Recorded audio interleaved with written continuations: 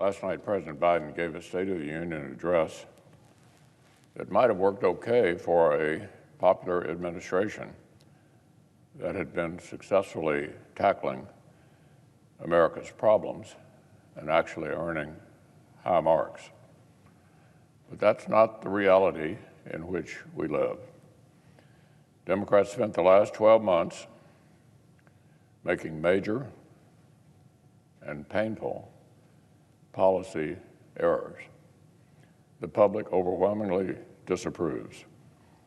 President Biden didn't need to stay the course and rehash a scattered wish list.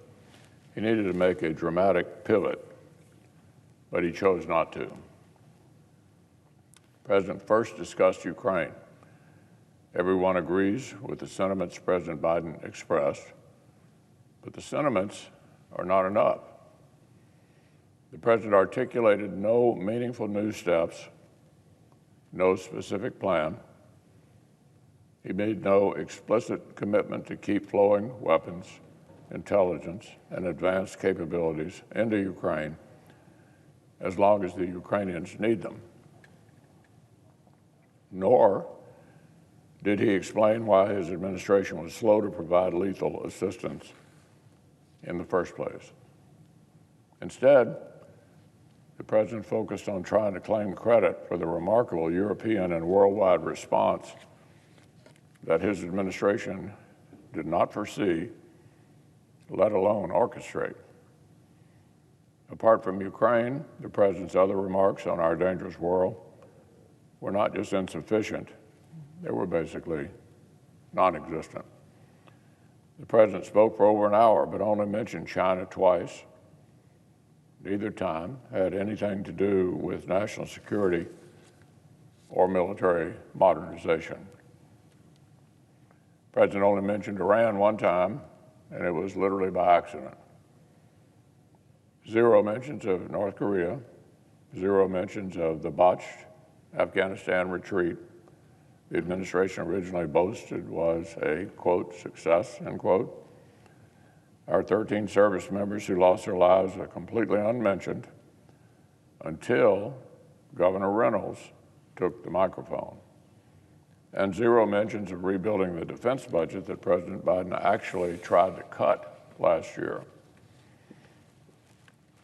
Meanwhile, the President's speech tried to skate by the serious kitchen table concerns that are actually keeping families up at night. The President talked about Made in America, but keeps fighting against energy independence. Democrats want us to buy American, but not American oil and gas.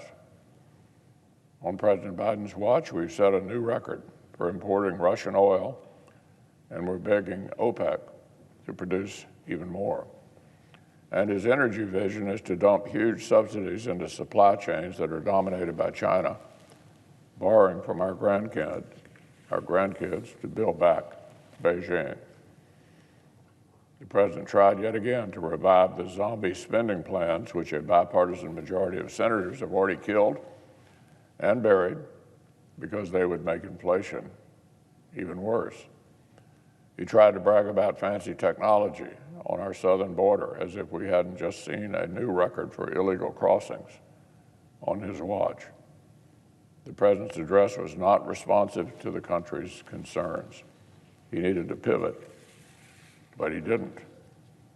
CNN conducted an instant poll. As you might expect, it oversampled Democrats.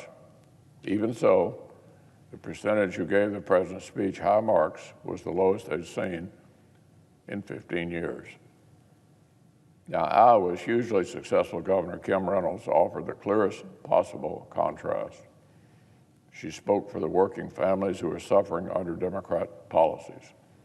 She outlined a common-sense Republican vision of stability at home, strength abroad, law and order in our streets, and sanity in our public schools. November is just months away. If President Biden does not correct course sharply and quickly, the American people may correct the course for him.